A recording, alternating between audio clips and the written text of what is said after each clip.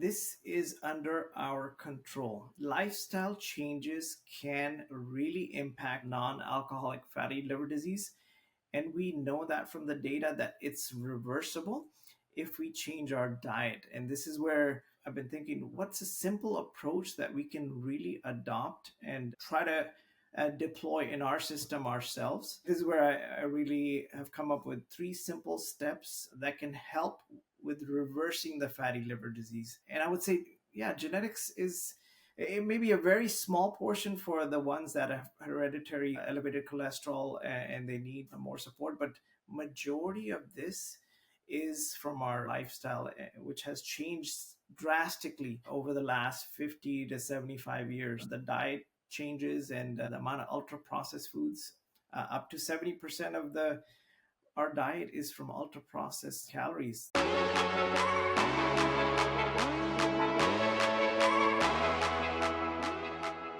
Hello and welcome to A Whole New Level. My name is Dr. Casey Means, and I am so excited to introduce Dr. Swaranjit Bhasin to our episode today.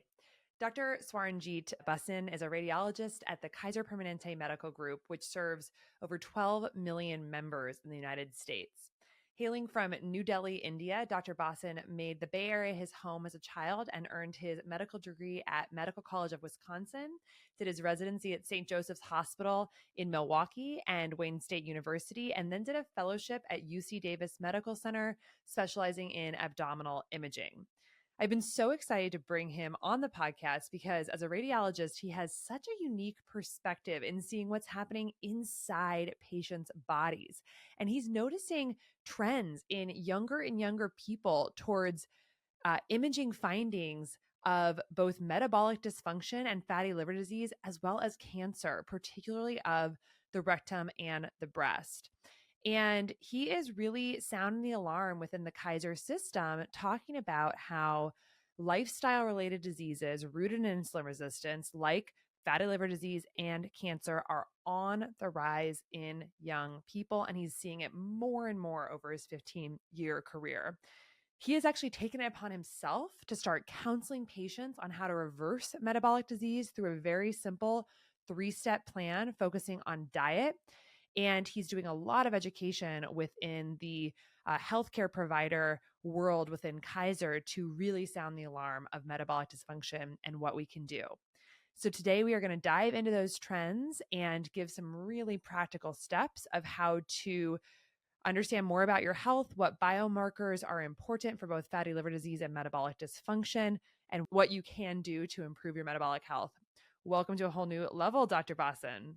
We were introduced by Dr. Robert Lustig, a wonderful mutual friend, all being under the heading, I think, of metabolic evangelists. And I was so struck by our initial conversation that you and I had, where you were talking about how you are actually seeing some sort of increasing signs of metabolic abnormalities on the imaging studies that you're looking at as a radiologist. So I really wanted to bring you on and hear more about what it is you are seeing on these images of people's bodies that are suggesting metabolic issues. Can you tell us more about what you're seeing in your practice and why this is concerning to you? I've been a radiologist for 15 years with TPMG and Kaiser. And basically, some people might not know what a radiologist is. So I'm just going to describe, basically what we do is we're the doctors in the background. We're consultants for your regular physicians. And whenever they order a CT or an ultrasound or an X-ray, we're the ones that interpret that study and then give a report back to your doctors.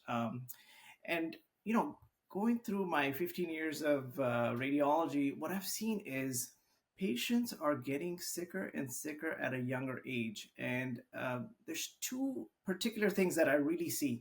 One is cancers in young patients. And over my career, cancers that I diagnose as a radiologist has been getting younger and younger.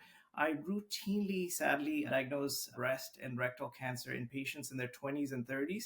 And this has really bothered me in the back of my head throughout my career. And another thing that I've seen more routinely is non-alcoholic fatty liver disease. And I see that younger and younger patients, and more of my patients over the years have been, I've been diagnosing with non-alcoholic fatty liver disease.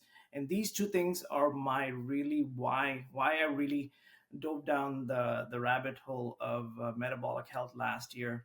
And I actually had to learn all the stuff that I did not learn in med school, sadly, and that's how I came about to how we can really reverse these things.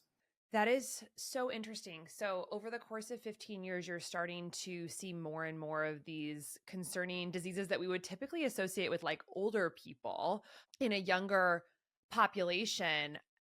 I think that, like you just alluded to, in medical school, like we really weren't taught sort of like a metabolic framework for health and an understanding of how so many diseases and conditions we're seeing are fundamentally rooted in metabolic issues. And you're seeing it from this really unique perspective of like actual imaging of the organs inside the body. So, can you share a little bit about like how that unfolded for you, that journey to seeing certain things on imaging findings, but then making like this huge unfolding of figuring out like this is metabolic disease and it's getting worse in younger people? Like, what was that journey for you? Last year, I really was wanted to find the answer. How can we really help our members and our patients? Because fatty liver disease is a disease that does not have any pharmacotherapy. So this is one thing that we all know. I've heard my GI colleagues talking about this, and actually one of my colleagues gave a talk on this fatty liver disease last year, and that was my wake up call that this is something that we're going to see by the end of this decade. There's going to be more cirrhotics due to non-alcoholic fatty liver disease than hepatitis, and there is no medication to treat. So this is where I really wanted to help my patients that I'm diagnosing routinely. And the way to do that is through our diet. And then when I looked at this, cancers and non-alcoholic fatty liver disease, what's the link? What's the link between all of these chronic diseases? The link is insulin resistance. So if you look at all the different things that we have, the chronic diseases, everything boils down to insulin resistance. And I'm a big fan of Elon Musk and Tesla, and getting down to the root cause from first principle thinking. You want to get down to, what is the really root cause and tackle that, rather than, I think we're right now, taking care of different symptoms in different organs with different medications. But hey, now we have something, non-alcoholic fatty liver disease. There's no medication. How do we help our patients? And when we help our patients, dietary changes for non-alcoholic fatty liver disease, guess what? There's positive side effects. There's side effects of preventing cancers. There's side effects of reversing heart disease and type 2 diabetes and prediabetes. All of this is linked together. And the root cause, again, is the insulin resistance is key. If you've heard me talk on other podcasts before, you know that I believe that tracking your glucose and optimizing your metabolic health is really the ultimate life hack. We know that cravings and mood instability and energy levels and weight are all tied to our blood sugar levels. And of course, all the downstream chronic diseases that are related to blood sugar are things that we can really greatly improve our chances of avoiding if we keep our blood sugar in a healthy and stable level throughout our lifetime. So I've been using CGM now on and off for the past 4 years since we started Levels, and I have learned so much about my diet and my health. I've learned the simple swaps that keep my blood sugar stable, like flax crackers instead of wheat-based crackers. I've learned which fruits work best for my blood sugar. Like I do really well with pears and apples and oranges and berries, but grapes seem to spike my blood sugar off the chart. I'm also a notorious night owl, and I've really learned with using Levels how if I get to bed at a reasonable hour and get good quality sleep, my blood sugar levels are so much better. And that has been so motivating for me on my health journey. It's also been helpful for me in terms of keeping my weight at a stable level much more effortlessly than it has been in the past. So You can sign up for Levels at levels.link/health, get access to a continuous glucose monitor and the Levels software that helps you really dial into a lot of these strategies for your life and your body. Well, one thing just to kind of dig deeper on what you just said, which was that cirrhosis, which is like this end stage scarring of the liver, which from my understanding is pretty much irreversible. And is when you're starting to think about like liver failure and transplants and things like that. It was hepatitis, a viral illness that was really the leading cause of this.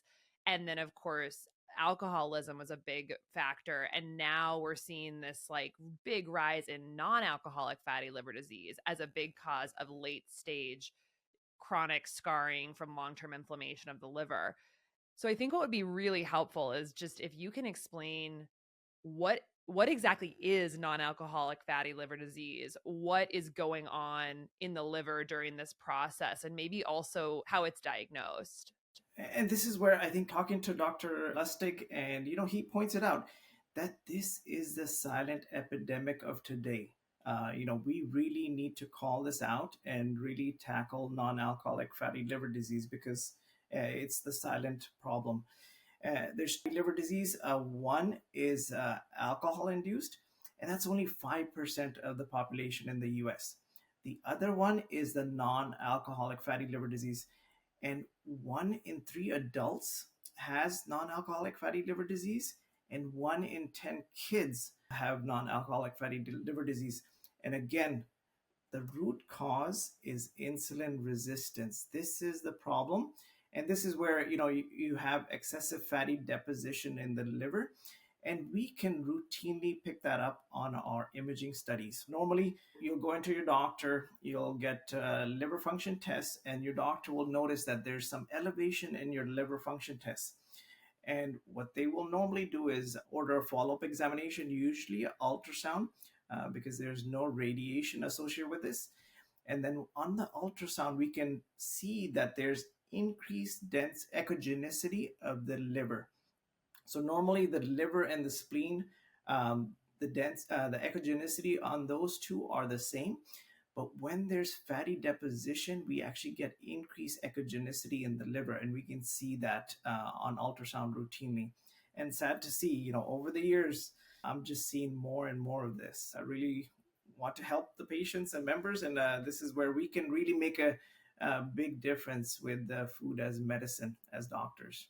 And are you also seeing this on imaging studies that are ordered for other reasons? Like, are there patients who come across your screen that essentially had a CT scan or maybe an ultrasound for bowel obstruction or diverticulitis or some other thing, or an ovarian cyst or something, and then you just happen to notice that they have a fatty liver that sort of you're like, whoa, why is this not in their chart? Why isn't this not been, this has just not been seen? Or is that something that's happening as well, like incidental findings of fatty liver disease, as opposed to the people who actually are sent for the imaging study for the elevated liver blood tests? Definitely. We see this routinely through the emergency room. We use CT routinely to diagnose. If you're coming in with abdominal pain, we're just going to do a CT scan. If you have some chest pain, we're considering PE. You're going to get a chest CT scan. And on those examinations, we routinely see fatty liver, and we're calling fatty liver on those. Even chest, whenever we do a chest CT, we catch a little bit of the upper portion of the liver. And on that, we can tell if there's any fatty deposition. And yeah, this is where not just the routine cases. I'm seeing it for other tests that are being ordered for other reasons. And this is where we should not think of, fatty liver, and we should not say, we see this routinely. We should not get used to this in healthcare. Fatty liver disease is a significant problem, and we really must have a concerted effort to reverse this before it progresses on. So it's helpful, I think, to honestly just paint a picture from physician perspective of like why the liver matters. It may not be obvious to people why the liver is important and why having fat in the liver could create problems. So if you'd be open to kind of just maybe doing a little bit of a medical lesson of like what does the liver do? Why does fat stop it from doing what it's supposed to do? And sort of like what's the physiology of fatty liver disease? Yeah, I hope I make my GI doctors proud. But this is where, liver is an essential organ, with multiple life supporting functions. I'm just going to name some of them. It produces bile, which helps with digestion. It makes protein for the body. It stores iron. It converts nutrients into energy.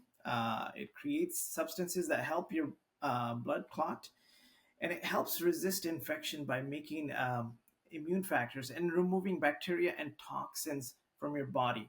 And this is where listening to Dr. Robert Lustig, one of those toxins that can only be processed in the liver is high fructose corn syrup. This is where the diet, when we're having the sodas and stuff, that really the only place it can be processed is in the liver, and the liver has to work overtime to clear that toxin in the body. And this is where, when you get deposition of fat in the liver, all of these functions are going to be hampered, and the liver will not function properly. With all of our problems, you want to be in optimal health to be healthy and prevent some of these things. So this is where liver is very, very important. It's a little bit ignored, but we have to sound the alarm bell on this non-alcoholic fatty liver disease. And I think Central Valley, where I practice, probably the canary in the coal mine. We have significantly higher rates of diabetes and obesity in the Central Valley itself. And when you have high rates of diabetes and obesity, they go hand in hand with non-alcoholic fatty liver disease. So again, all of these things are linked through the insulin resistance. So we've talked a little bit about how you can actually see fatty liver disease on ultrasound and CT scan.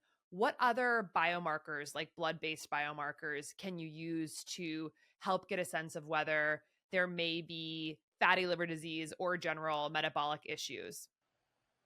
Yeah, usually the liver function tests are a great place to hone in on, and the ALT and AST. So whenever I see, if I'm contemplating, oh, this looks like fatty liver, I actually go review the chart and I'll take a look at it and I'll see what the ALT level is.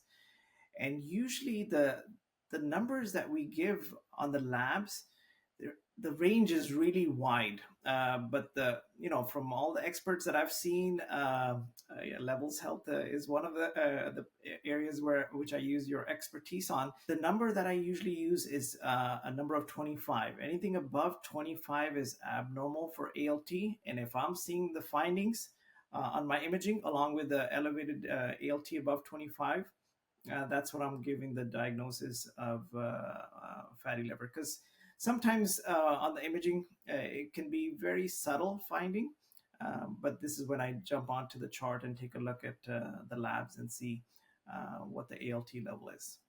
Amazing. Are there any other biomarkers that you look at to get a sense of, is this person metabolically unwell, or like hint that there might be some type of metabolic process in the works? This is a great question, because when we look at someone, we cannot tell if they're metabolically healthy. So we really need something to check under the hood. This is where I tell everyone, I always like to make everything as simple as possible. Again, getting down to the root cause.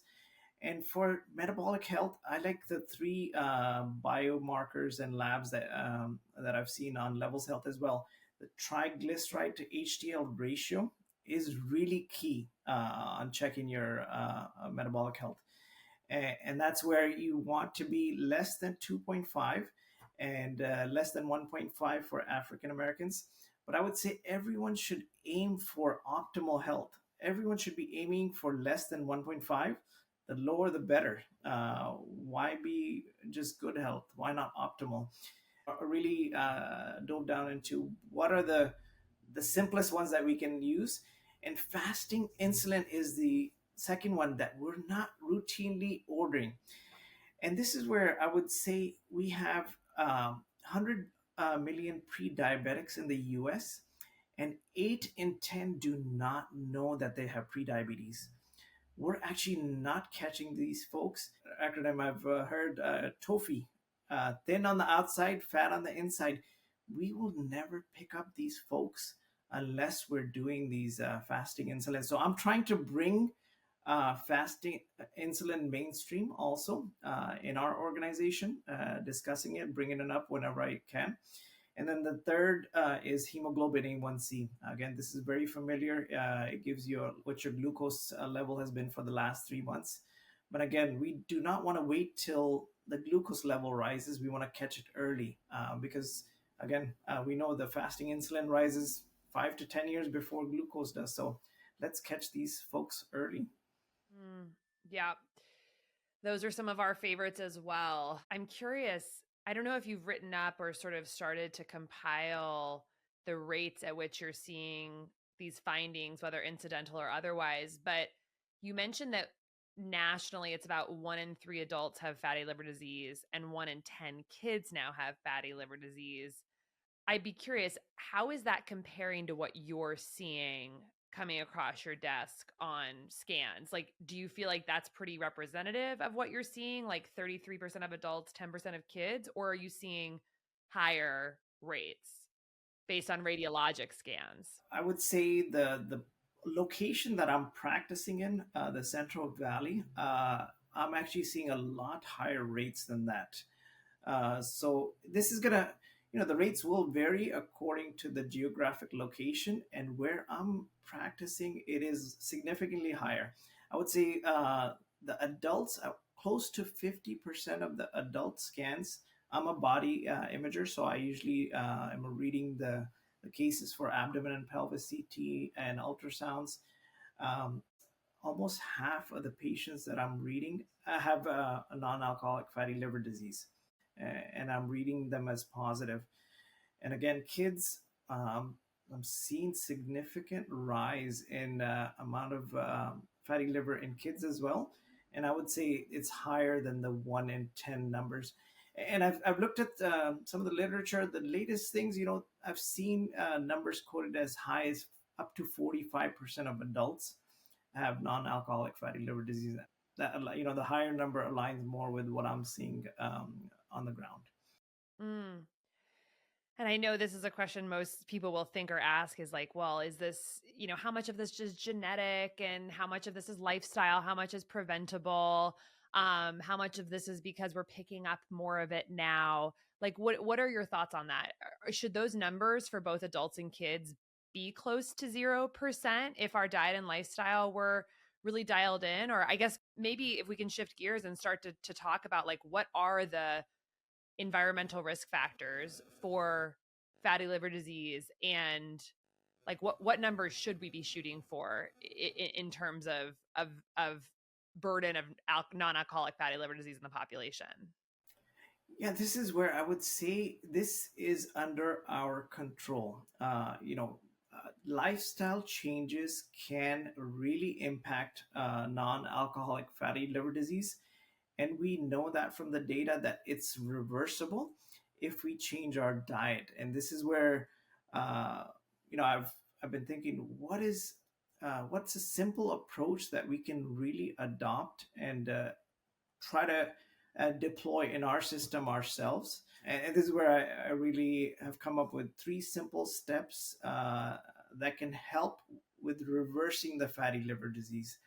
And I would say, yeah, genetics is, it may be a very small portion for the ones that have hereditary elevated cholesterol and they need more support, but majority of this is from our lifestyle, which has changed drastically over the last 50 to 75 years. The diet changes, the amount of ultra processed foods, up to 70% of the our diet is from ultra processed calories. This has significantly changed, and that is really gets to the root of the problem.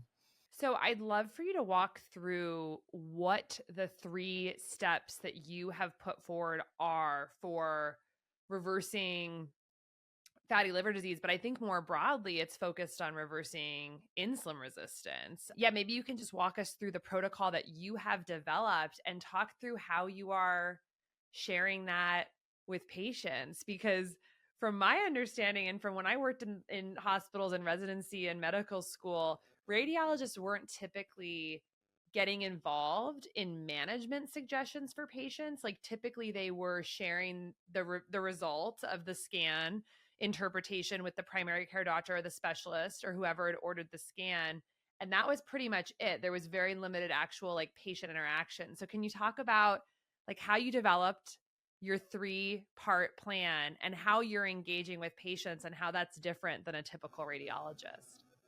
This is a little trifold. Actually, my son helped put this together, taking my 3-step CME that I've presented at multiple Kaisers, really well received. The docs are loving the message, and a lot of them have started utilizing it themselves. So, as a radiologist, I don't have that much patient interaction. The one place I do is mammography.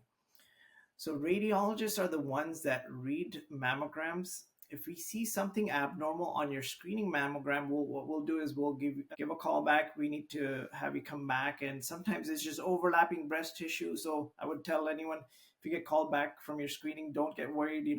Most of the time it's a negative follow-up. So when the patient comes in, I see that everything is pressed out, everything's normal. What I tell, I actually started sitting down with my patients now and saying, okay, you're going to come back for your next screening in 1 year. And in between now and your next screening, I have 3 simple steps to help prevent cancer. So what I show is this is the front of it's a little trifold. So I show them the front. I tell them we're trying to reverse all of these 6 things right here, and we're trying to prevent cancer and dementia. And what is the root cause? Usually I do this within like about a minute or two, very quick. And I tell them the root cause of poor metabolic health is insulin resistance. This is the elephant in the room that I think we need to call out more in healthcare. We need to do, this should be in all the conversations that we're having. Even the radiologist is discussing insulin resistance. So this is where we need everyone in the medical system to be involved. And here's the simple 3 steps that I usually tell my patients. I tell them to avoid seed and vegetable oils, really highly processed, all of these ones. I'm just going to name them so everyone hears it on the podcast. Canola, corn, cottonseed, soy, sunflower, safflower, grapeseed, and rice bran.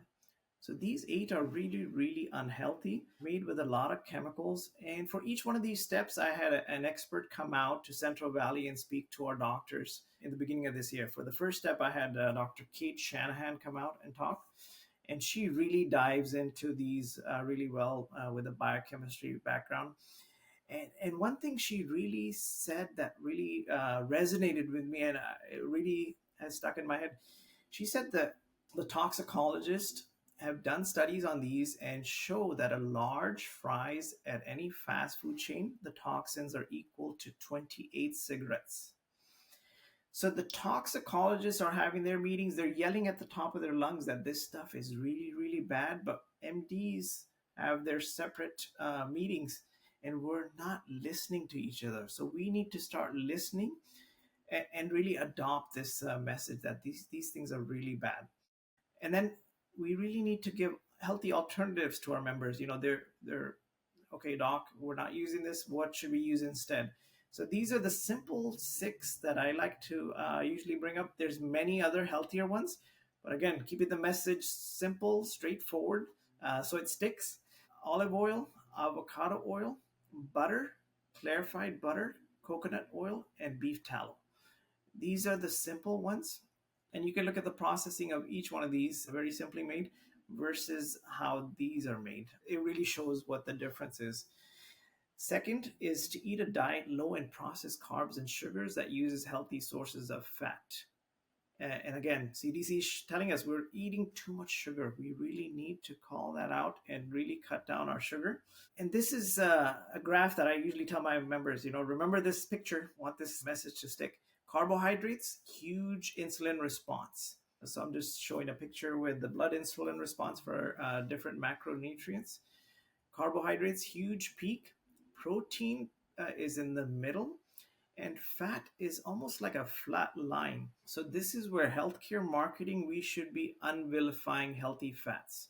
We need to do a better job in healthcare to get this message out. And again, carbs is we got to cut down, and the sugars. Americans are eating up to 70% of our calories from ultra processed foods. Here's a simple method. Many have probably heard this message before: stick to the periphery of the grocery store, because stuff in the middle, 90 to 95% are addictive substances, not even real food. So we really need to make our members aware.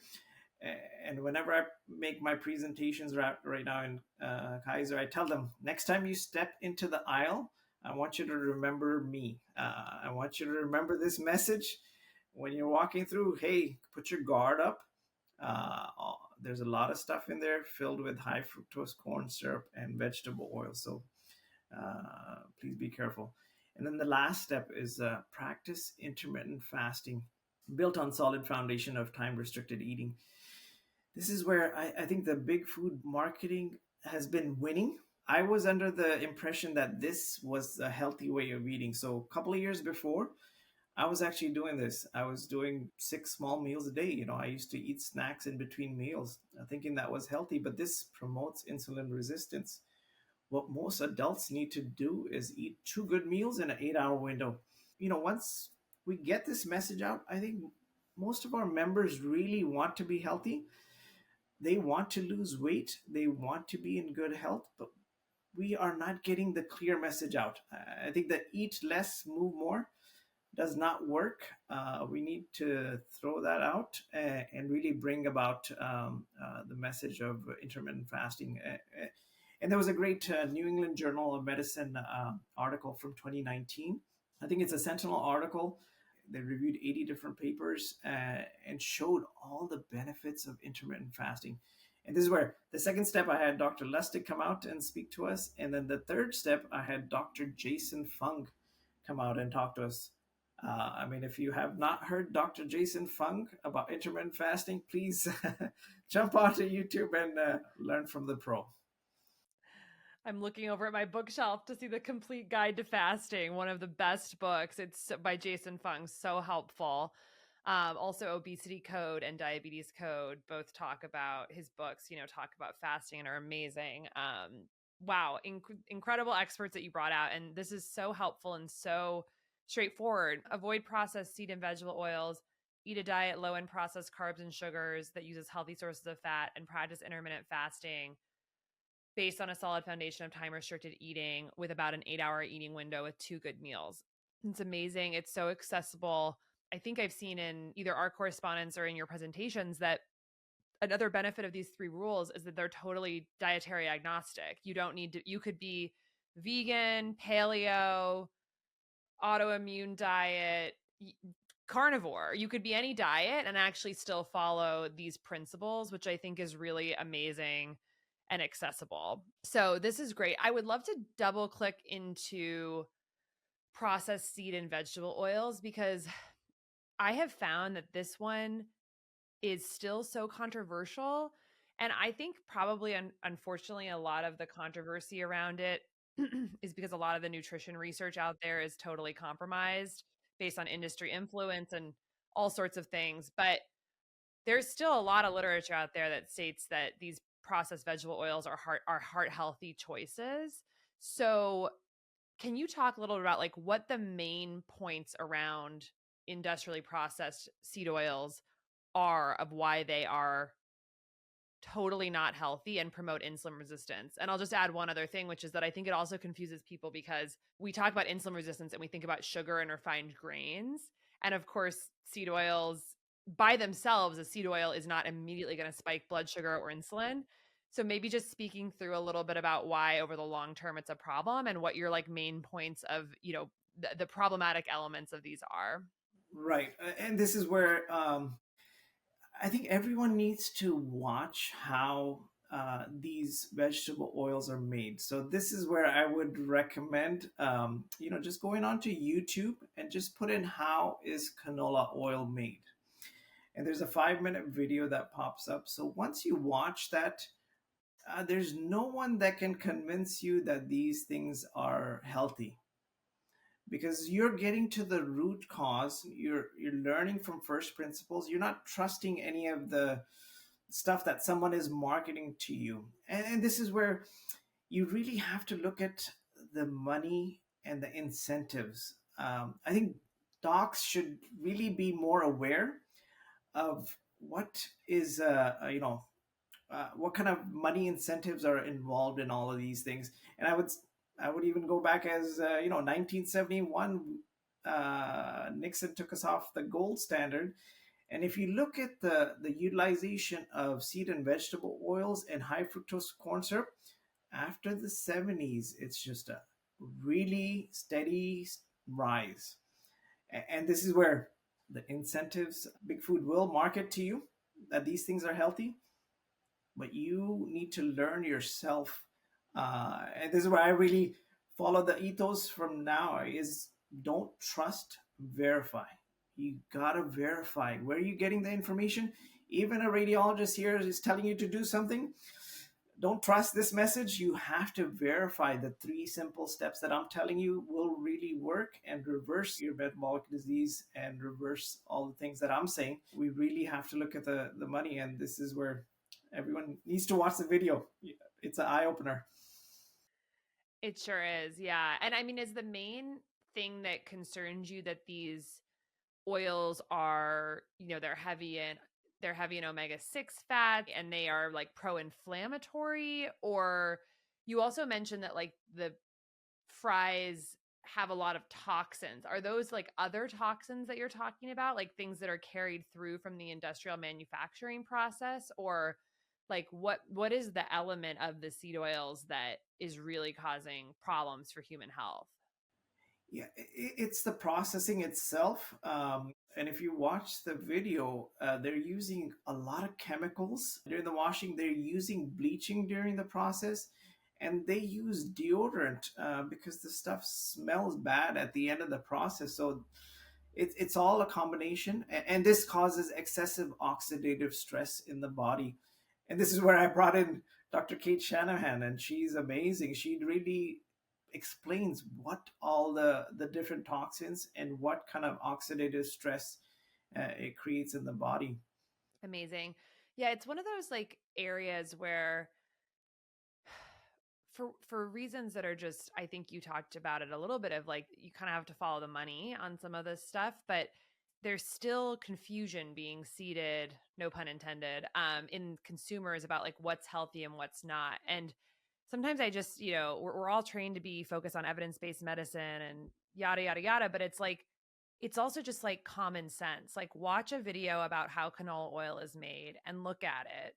And then just ask yourself, like, do you want this disgusting industrial pesticide covered sludge going in, this byproduct of essentially like a sludge going into my body or not? And it's almost like we've lost touch with common sense. Like it's abhorrent. Like I've seen these videos and it's kind of sacrilegious to say this as a physician, but like it almost doesn't even matter what the literature says. Like I do not want that in my body, and it's like, I don't know why, but we have really, I think, almost like thrown out common sense to some extent when it comes to nutrition. It's become such a controversial topic, but I agree with you that watching about how these things are made and how horrifying it is to look at, it's like that's not what you want your body to be built out of. So yeah, so I appreciate you. I think it's very telling that as a physician focused on really passionate about metabolic health, one of your 3 rules has to do with oils. Like this is not a secondary thing, it's really a primary thing.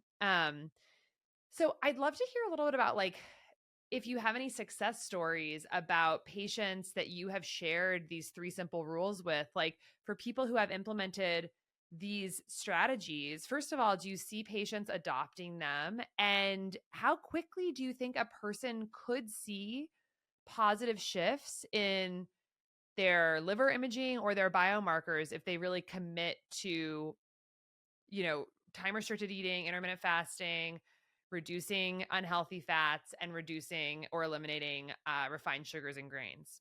The three simple steps I've started since the beginning of this year, so I don't have that much follow. But what I did was I started with my radiology staff initially. They're the ones that I educated first, and some of the staff really got enthusiastic and ran with it. I've had one of our staff members, she's lost 40 pounds since the beginning of this year. Uh, a couple of radiologists have recently reached out to me. One of them told me that they lost 20 pounds in about a couple months, and another one lost about 10 pounds in a month. And then I would say I've actually followed these three simple steps also for the last year or so. And I've noticed what I was never really overweight, but I've noticed it was very easy to lose visceral fat. So I've lost about 10 to 12 pounds, and it all went away from the belly area itself. And I did all those three lab tests that I recommend for myself, and pleased to say, my triglyceride to HDL ratio was under 1. Fasting insulin was less than 6, and then hemoglobin A1C was 5.5. I think the optimal is 5 or less, so I can still work on that a little bit. So always room to improve. Uh, and this is where the message is it really resonates, and it really empowers the members. The members that I've talked to when they come in between screening, they really, really appreciate the message, and they're willing to do the 3 steps. So I'll probably see the same members maybe in a year from now if they do get called back, and if I see them on the follow-up. So I would know a little bit more. And this is where I'm working with our GI doctors in Central Valley, and I've discussed these 3 steps, and they love the message, and I'm hoping that they're going to provide some feedback, because I usually recommend those 3 steps whenever I do read the fatty liver on imaging itself. Amazing. I'd like to circle back to what you were talking about with cancer. So first, can you mentioned that rectal and breast cancer you're starting to see more and more in a younger population. What is the link between insulin resistance, fatty liver disease, and cancer? And why do you think we're seeing more of these particular types of cancers in younger people? This is really the sad part of my job is whenever I have to diagnose someone in their 20s or 30s with breast cancer or rectal cancer, because these patients will never go through the screening process. The screening process for mammography starts at 40, and then for colon cancer, it starts at 45. So these folks would never have had a screening examination. I've seen a lot of data that insulin resistance is linked to these early cancers. We really need to call out this problem in order to help tackle this. And this is where there's a test in radiology. It's called CT PET imaging. So what we do is we take glucose and radio label it, and then inject it in cancer patients. And where does that radioactive glucose go? It goes to where the cancer is. So this shows that cancer really loves sugar. If you're insulin resistant, you're going to have more glucose circulating in your body, and this will promote any cancer cells. It will really help it grow, and this is why we're seeing insulin resistant patients getting more cancers at a younger age, and also sadly they're more aggressive as well. So this is where I've actually reached out to our regional oncology team. And the thing about metabolic health is these things permeate all different specialties of medicine. So cardiologist, endocrinologist, oncologist, surgeons, everyone can really get behind the metabolic health message. And this is where I'm reaching out to our regional cancer teams. how can we integrate this into our protocols where when someone is diagnosed with cancer, we're giving them the optimal diet that can really help augment their cancer treatment and at the same time also prevent cancer recurrence in the future. And again, this is where I've seen a lot of positive things with ketogenic diet. We really need to unvilify ketogenic diets in healthcare. We need to get the message out that this is the way to really help our members. And I know there's a lot of ongoing studies studying ketogenic diets with cancer. So I think we're going to be seeing a lot more data coming out soon. So I'm really excited about that. But we should not wait for that to come out before implementing. So I'm getting the conversation going in our organization that let's get this optimal diet to our patients ahead of time for prevention and also to augment treatment and prevent for future recurrences. If you're open to sharing a little bit about like what the reception has been with the doctors that you are sharing this information with, like, I mean, the first thing that kind of course, comes to mind is like, why in the world would this not just automatically be the focus of Kaiser? Like, Kaiser serves, I think, over 12 million members.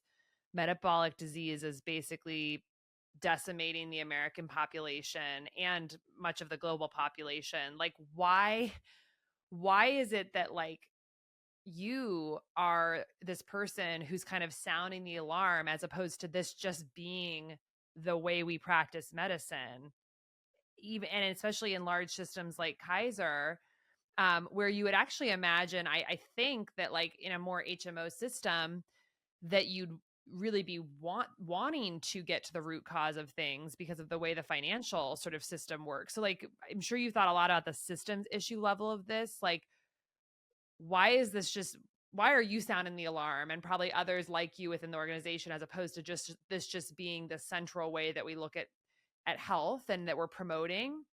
And what has been the reception been when you've really started bringing this up and giving lectures on this to other doctors and other departments? Yeah, the message is really, really well received. I've done 5 CME events at different Kaisers, and the feedback has been overwhelmingly positive.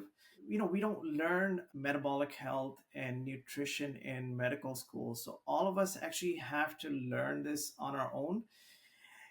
And I think it's very tough when you've been in practice for 10 to 15 years or 20 years. It's very hard for you to change your practice itself. And primary care doctors do not have that much time when they're seeing patients and members.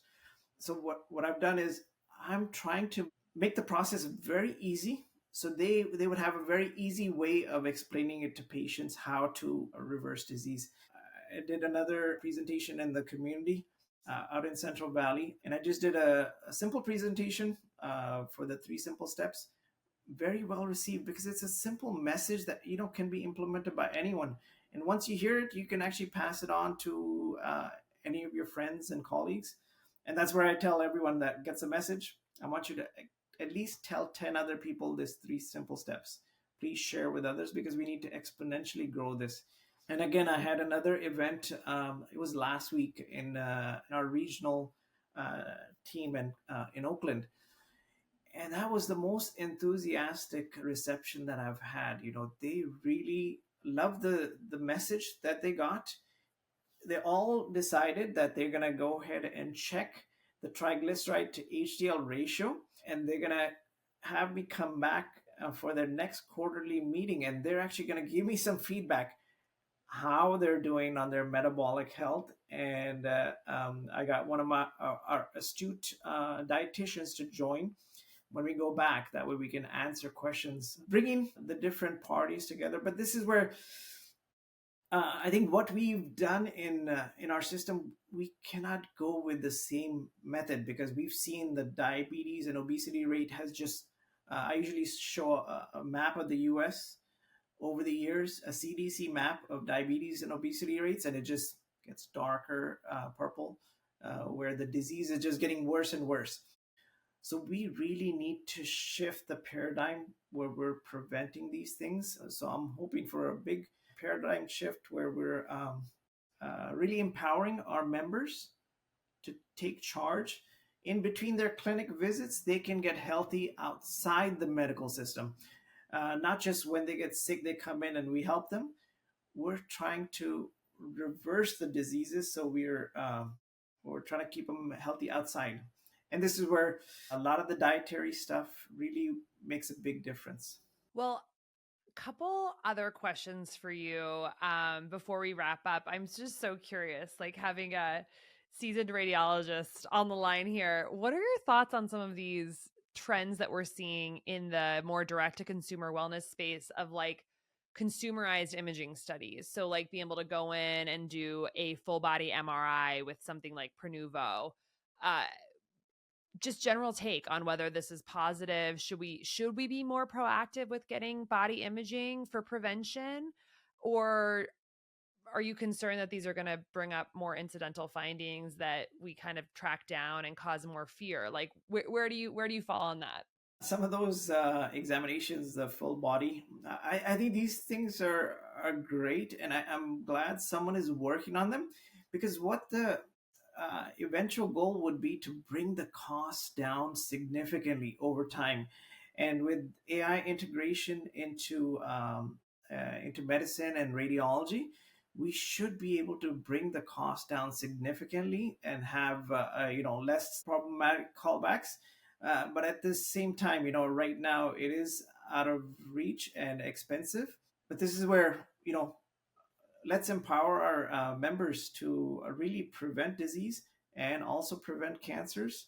And I would say in the near future, we should, these things will probably most likely go mainstream and really help in tackle disease. But there's a big, almost a zero costs solution to preventing cancer that I would really advocate for at this point. And what is that? Dietary changes. You have to really watch what you eat. When you go out to the fast food, please be careful with the fries and the sodas. The liquid calories have to go, is what I tell most of my patients. Let's start cooking more at home. And I think the message of the seed and vegetable oils is actually getting across. I've seen recently that there's a couple of nationwide food companies, they're advertising that they're seed oil free. So I think the members and patients are starting to demand this.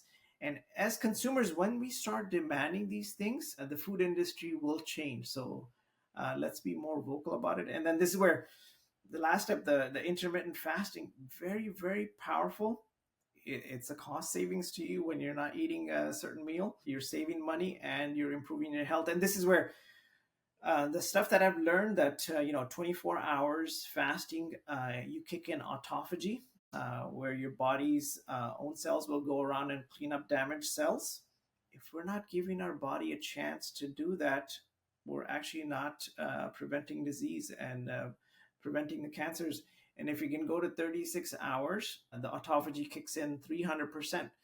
So I would encourage my patients, try to do a 24 to 36 hour fast once a year. I've done a couple of 24-hour fasts. I'm working up towards a 36-hour fast, but this is where we should be writing more prescriptions for fasting. Let's get the word out. I didn't know that about the 300% increase in autophagy with a 36-hour fast. That's amazing. My boyfriend and I actually have implemented for about a couple months now. We fast basically Sunday after dinner to Tuesday morning. So it's a 36-hour fast, give or take a couple hours. And it's amazing how easy it gets just after a few weeks, because you get to have dinner on Sunday, you go to bed, you wake up, you're not that hungry. What we've really realized is that the only actual hard part of the fast is about 2 to 6 p.m. on Monday, because it's sort of like you've skipped breakfast and you're hungry. And then, once we're both home from work and we're chatting and it's like about 4 hours before bedtime, that's sort of actually you're distracted, might take a walk or something. But 2 to 6 on Monday it's challenging, right? Because like you want to eat, it's middle of the day, you're working. But if you can get through that, then you go to bed and you wake up and you eat again. And it's like, that wasn't that bad. And actually during that 2 to 6 p.m. time, I'll have some tea, I'll have some water, 0-calorie drinks and stuff, maybe some sparkling water. But it's, as someone who loves to eat more than almost anything in the entire world, I've been astounded by how, if you kind of get in the habit and actually think about, really break down what's challenging about it, it's actually just a very limited period of time that's hard. And we feel amazing on Tuesdays. Just, it really does feel like something's been cleaned up a little bit. I don't know how to explain it, but highly recommend if it's, if it's safe for you. Fasting's not safe for everyone at all times. And so, you actually mentioned this, I think, in your presentation. I'd be curious for you to just run through like situations in which people should think a little bit more carefully about fasting, and like what population should you just be sort of a little bit weary about too much fasting. Right. For pregnant patients or someone that's trying to get pregnant, someone that's breastfeeding should not be fasting. Anyone taking glucose lowering medication, like they're on insulin injections, should not fast. And then also kids should not be fasting. What I usually recommend is doing the first two steps. Try to give kids, 3 good meals, and try to eliminate snacking in between is key for the kids. And these are, some of the ones that should not fast. So, but most of the time, I think we have to break the message of. I think we've been ingrained by food marketing that if we go without a meal, we're actually gonna we're gonna pass out or faint, or it's almost built in that, oh my god, you haven't eaten for the whole day, or you skipped breakfast. How can you do that? That's the most important meal of the day. But this is where, again, the marketing really gets in the way. Let's I think we need to do a better job in healthcare marketing to really break through the big food marketing. They have a really big budget. They do a good job, and I know they've been winning, but I think we can do much better and get the message out of healthcare marketing. Definitely. Okay, final question for you. You are a parent and you are very focused on metabolic health and healthy diets. A lot of our levels members are parents. And one of the big struggles that people face is, how do we inspire kids to eat metabolically healthily and to live a metabolically healthy life, especially in the face of a lot of uphill battles with childhood nutrition right now. So what are some of the tactics or tips that you have for inspiring healthy eating and healthy lifestyles in children? Yeah, for kids, we have we're actually empty nesters this year, but ever since I've learned about all of this stuff, I've been telling our teenagers that what you want to do is, again, try to eat 3 good meals, and try to cut out snacks is key. I think snacking is something that is really ingrained in our society and culture. It's always available. If I go to the break room, there's always snacks there. Your kids in college, they always have snacks available. I think we really need to get away from the snacking culture, and that can really make a big difference for kids' health. And again, let them know large fries at fast food chain, 28 cigarettes. You got to imprint that in their head also. And this is where we can go to a place to get healthier alternative fries. I know a place in Modesto that makes their fries in beef tallow. So something healthier. We can get healthier fries. You can make it at home. So give alternatives. Do not fear the fat. Let the kids know. Butter should not be feared. Clarified butter should not be feared. I used to do that in the past. I used to tell my wife, easy on the ghee, the clarified butter, but now I let her use it sparingly. Yeah, these are the simple, the first 2 steps. Really build it for the kids. Avoid these really bad oils. They need the healthy fats, so have the healthy fats in their diet. And then the more we can cook at home, I think it really makes a big difference. And show them how to make simple meals with like 2 or 3 ingredients. It doesn't have to be complex the diet itself. And again, yeah, the message is all diets can be healthy. You choose the diet. We should all be free to choose the diet. And this is something that I see in healthcare is we tend to focus on one thing or another. We tend to push just like whole food, plant-based. We need to really get away from the messaging of what kind of diet, but empower our members with simple principles that they can use, and they're not changing their, a lot of people have cultures and beliefs with the food that they eat. It's very tied into who we are, so we should not really try to change that. Let's just empower our members with a simple message of how they can really be healthy, whatever diet they choose.